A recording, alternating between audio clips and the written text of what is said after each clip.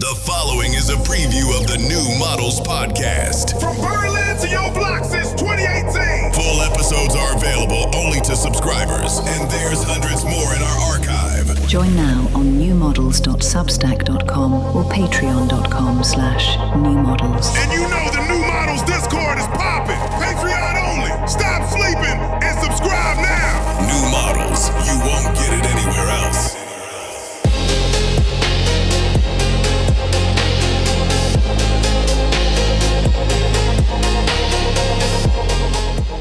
You're now locked in with New Models. Okay, so seriously infinite content, right? We're literally drowning in it. Everything, everywhere, all at once, the big flat now. But in Jankspace, babes, content isn't really what it seems. It's no longer just some neat little container of info being passed around. No. Content, whether it's a TikTok vid, a Spotify banger, or even a Temu microtrend, is really a vector of attention, to corrupt a phrase from my doll, Mackenzie Wark. No thoughts, just vibes. Welcome to New Models. I'm Lil Internet. Today, my co-host Carly Busta and I are speaking with Daniel Felstead and Jenn Leung, who are the creators of a series of video essays, including, most recently, Welcome to Jankspace, Babes, which was released via DIS.art this fall. Narrated by an avatar of Julia Fox, the work unfolds something like a virtual house tour to where we all now live, which is to say, a built environment inadvertently designed and networked by the sloppy, unhinged processes of 2020's techno-capitalism.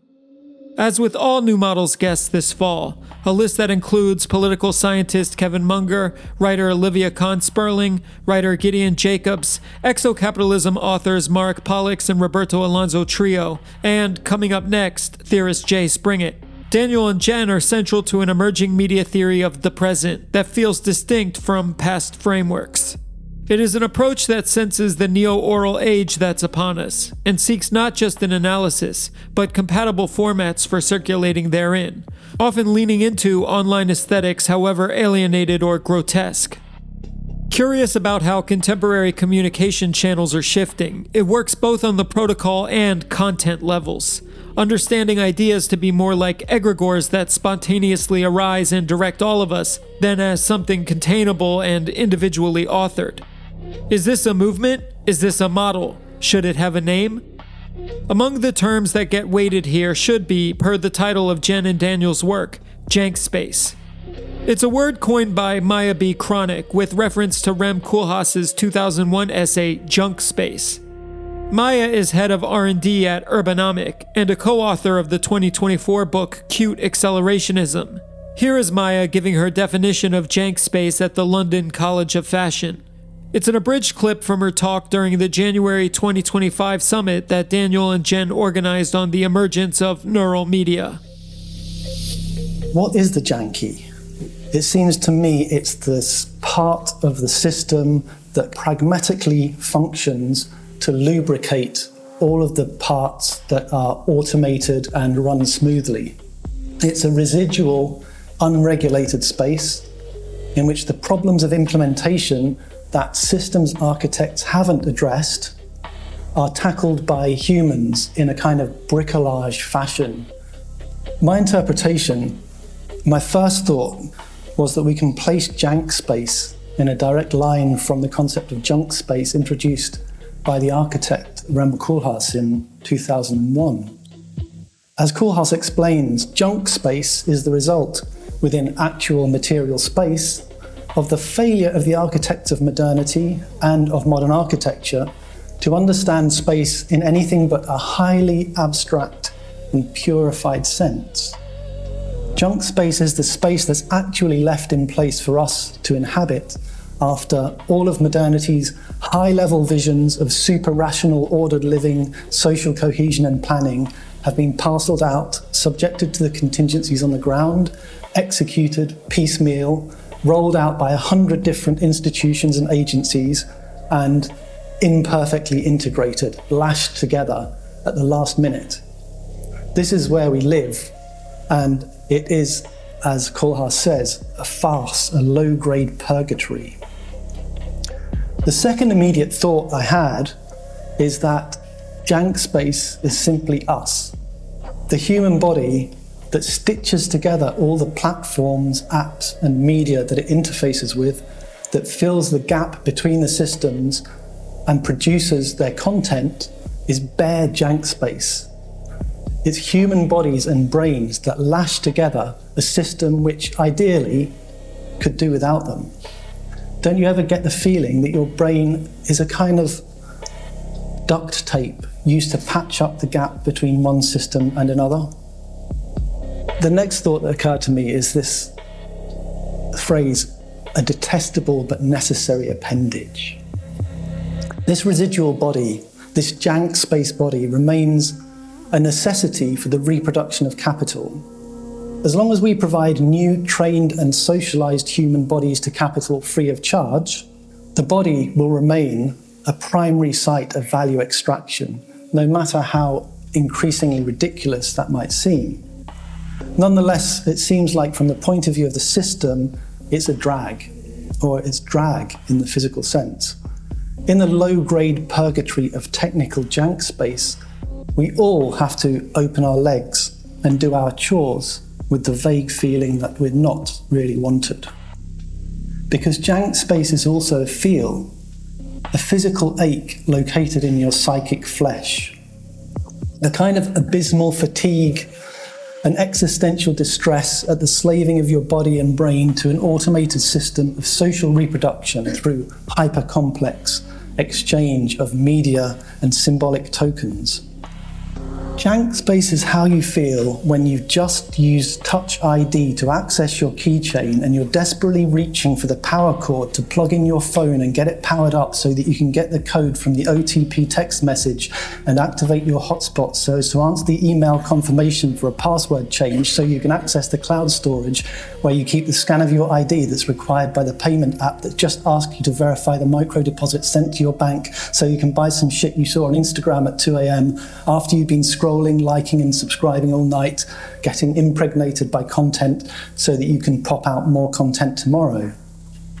If Koolhaas describes Jankspace as the product of an encounter between escalator and air conditioning conceived in an incubator of sheetrock, we could describe Jankspace as, and you can choose your own terms here, the product of an encounter between payment processing systems and user interfaces conceived in an incubator of JavaScript. Thank you, Maya. Her entire lecture is on YouTube and you can find it linked in the show notes, as well as a PDF of Rem's essay Jankspace, which was published in the 100th issue of the Critical Art Journal, October. For a little more context, Daniel and Jen both lecture at the University of the Arts, London. Daniel runs the MA Fashion and Media Communications program at the London College of Fashion.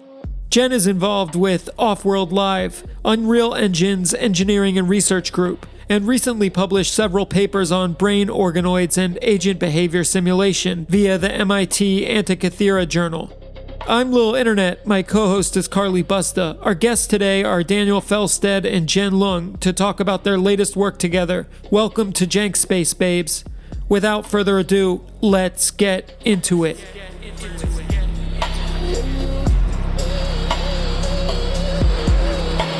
New Models, Episode 91. Daniel Felstead and Jenn Leung on Jankspace. Daniel Felstead, Jenn Leung, welcome to New Models. Thank you so much for being here.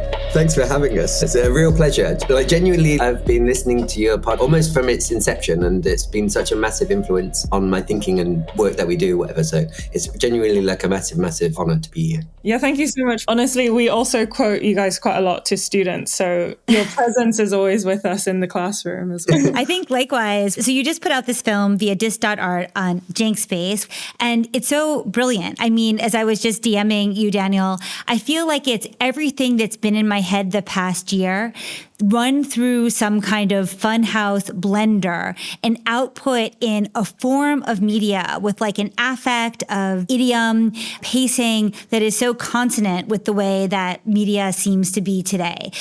I mean, I kind of wanted to ask you, but it's a side question, how you avoided psychological self-harm while editing, let alone aggregating all the materials for this. But did you just like have your students help you or like better inoculated to this? How did you do that?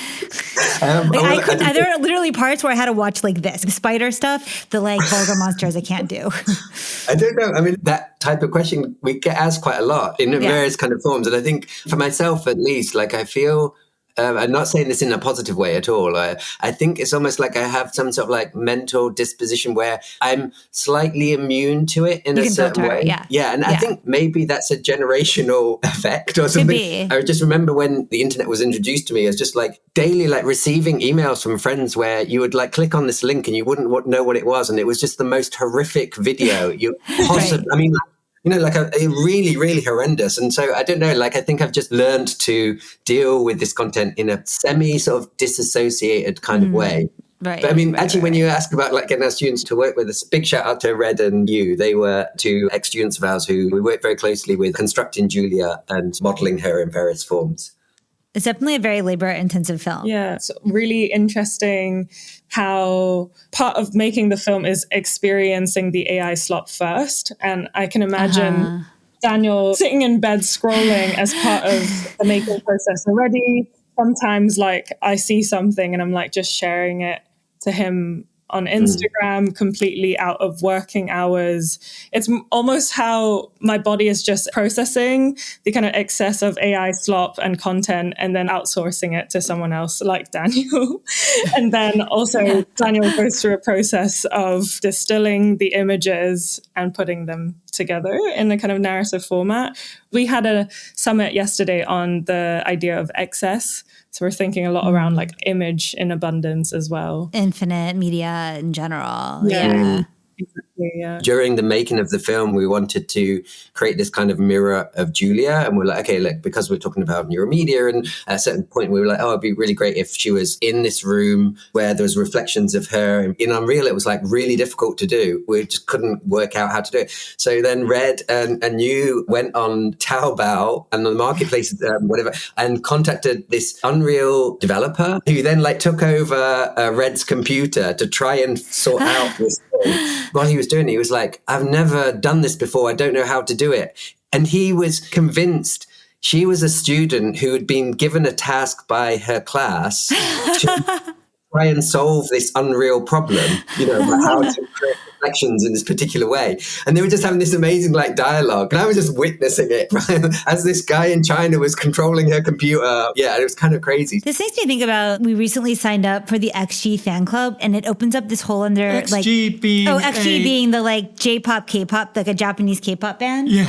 And they're amazing. Our kid happens to be like really obsessed with the music and whatever, research, right? And I feel like there should be a Daniel Felstead Jenny fan club where you subscribe and you get Jen's psycho scary slop feed. You can opt in or opt out. If you were in like the premium level or whatever, you would get limited edition messages from Jen where she'd send you certain like AI slop content, you know, like you never know when you're going to get it, but you will. Exactly. You know. And maybe even in the mail, because there is a physical component, you're going to get like stickers printed of some of the slop.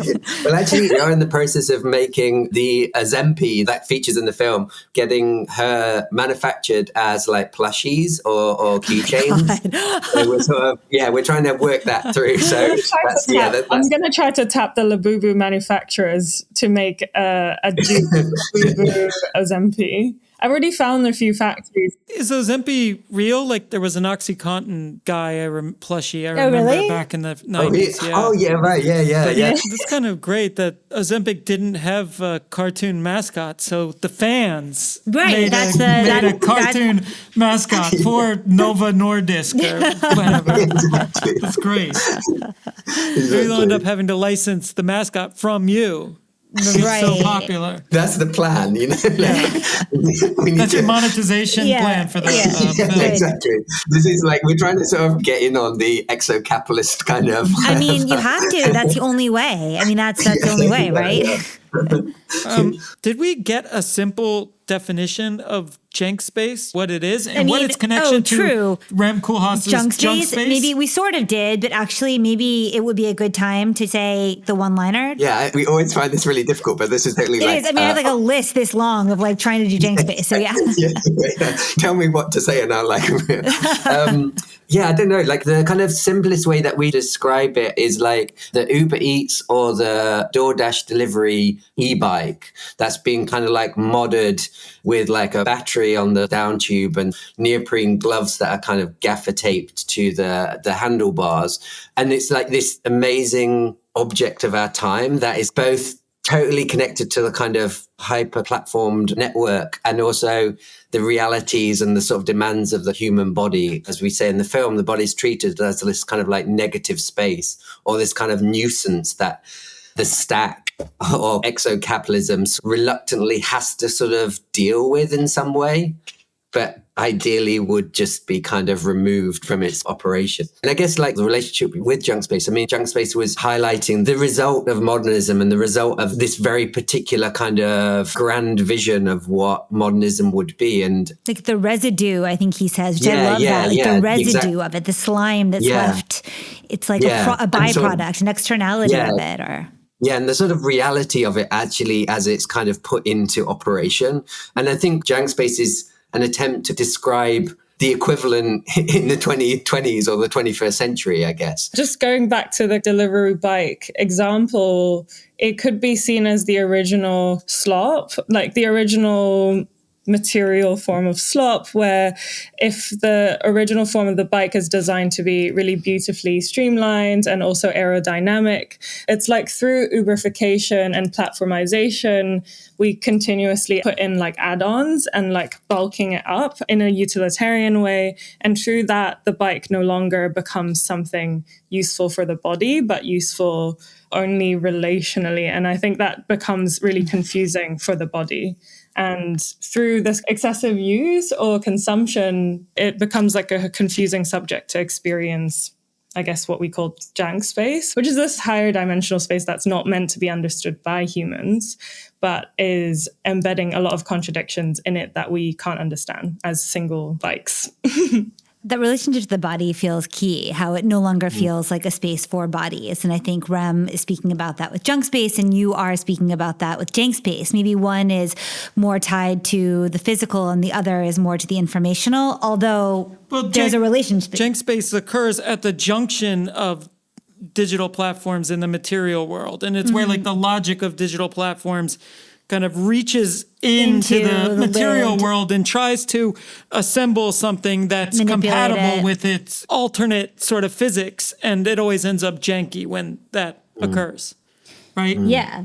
In a way, I think Rem Koolhaas was essentially talking about something similar happening to architecture. Well, I don't think it's so much about, architecture, yes, but he's speaking not about building so much as he's speaking about space, a transformation of the way we relate to space. But also buildings. Also buildings, I mean, right. But like, what does he say? Like escalators, air conditioning, and sheetrock or something.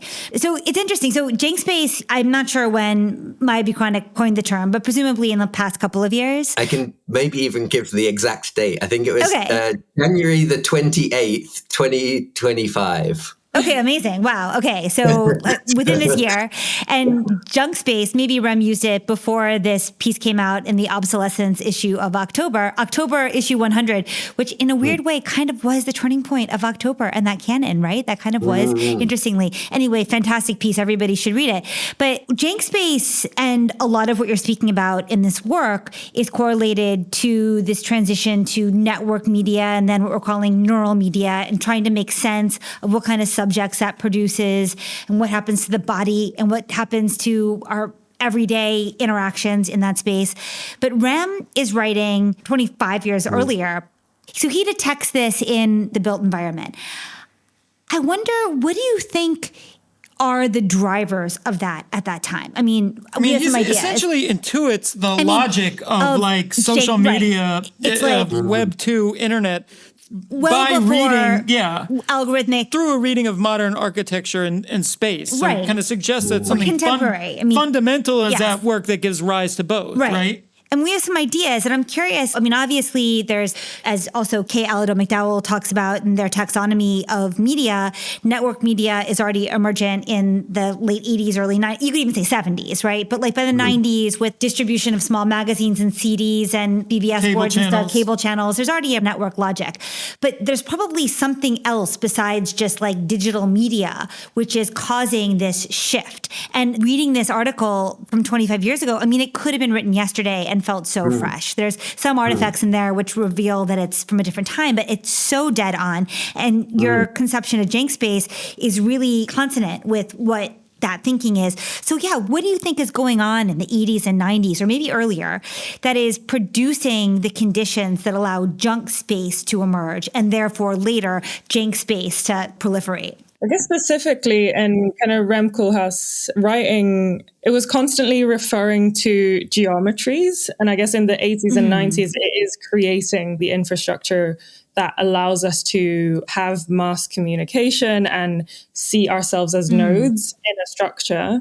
And with kind of nodes also comes thinking about directions and flows across the network.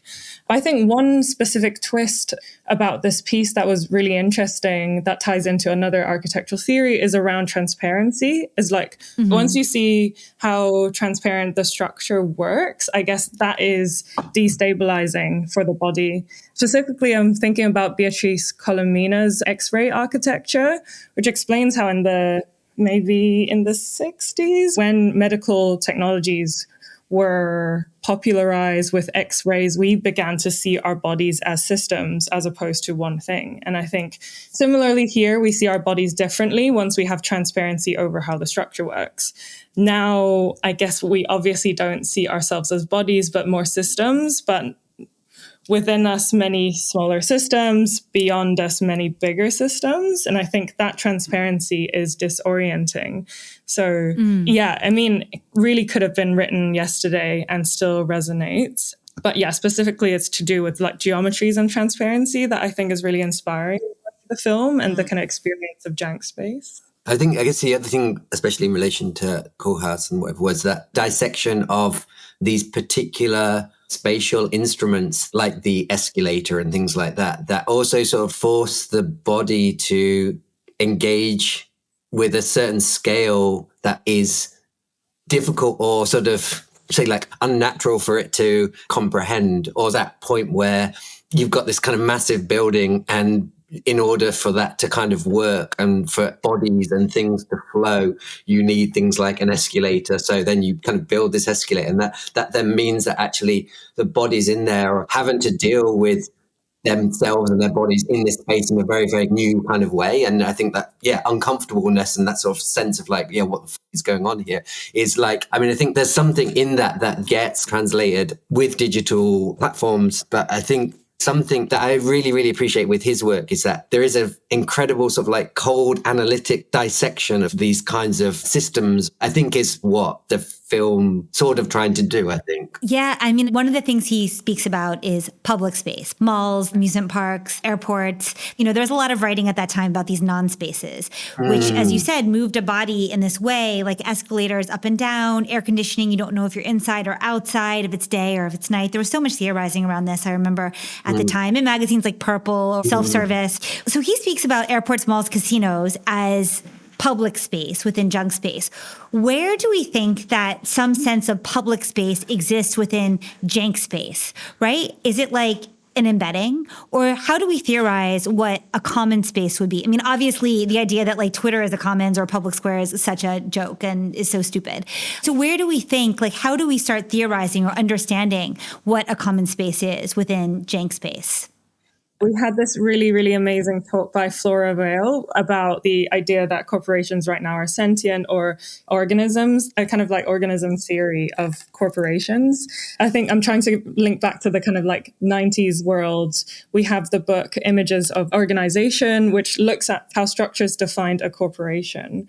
And I guess currently the way external and internal of the organization is no longer relevant because we have influencers generating a lot lot more attention and income than the internal marketing team of a corporation.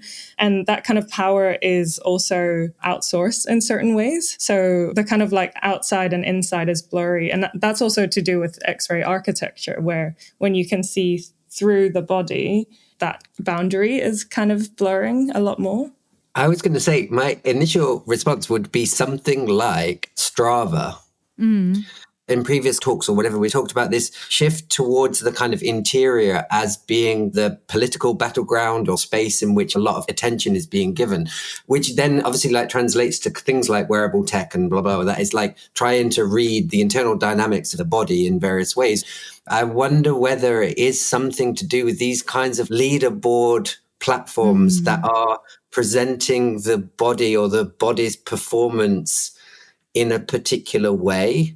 I mean, this is really, I'm just thinking this like now, great. so I really don't like, but that would be one of these kinds of spaces, at least where the individual is marked in some way as an individual. Like your individual, whatever, like biometric data is being measured and recorded and then compared against others. I guess the alternative to that is the swarm mentality, or like K-pop fans that operate in a swarm dynamic and logic. I guess that would be the other, possibly like an alternative public kind of space. But in a troubling way, I think I'm sort of interested in this biometric leaderboard platforms and things like that. So there's sort of like two publics. There's the conscious and there's the non-conscious. There's like the leaderboard example, which would be like you get to see yourself and be proud of yourself as like a skin-bound, individuated entity that can optimize and compete against others. And then there's this non-conscious convergence on certain terms or celebrities or a K-pop band. I mean, one thing that's beautiful about your piece is in your meditation on how neural media works, discarding the boring metadata of like artist, date, subject matter, and saying the key metadata is when you interact with the content. That's the generative metadata. And one can imagine where there's a swarm engaging with a piece of content, there's a kind of non-conscious commons that happens. And that, you know, non-consciously, again, that swarm generates a high-dimensional place. They generate some kind of embedding space, right? And it's a very temporary, very fleeting commons, but that's one way in which a public space, I mean, I guess that's a weird thing. You have the very performative public space of, like you said, the biometric-based leaderboard, or maybe even like Letterboxd or something where you're performing a legacy skill of human thought. And then there's going to be in parallel a non-conscious kind of commons that's actually going to drive culture, that's actually going to shift things towards being more or less present in the collective unconscious. Does that track? Does that feel right? I mean, that feels like a janky space, right? Like that's a confusing non-human space. Yeah, I mean, I guess also it's that the embeddings themselves is also sort of responding to that as well in principle, sort of like in real time, and also like trying to find what that midpoint is, or what individually your actions and the kind of recording of those actions are responding to. So when we refer to the commons in this instance, like what are we referring to as such? Like, I think that maybe is also totally up for grabs at this point in time. I think for me, that's very unclear for sure. Thinking about more kind of like non-human ways of engineering a platform, I think personally I was really interested in how... If you've made it this far, you already know New Models is for you. Subscribe now at newmodels.substack.com or patreon.com/newmodels for all of our full episodes and the hundreds more in our archive.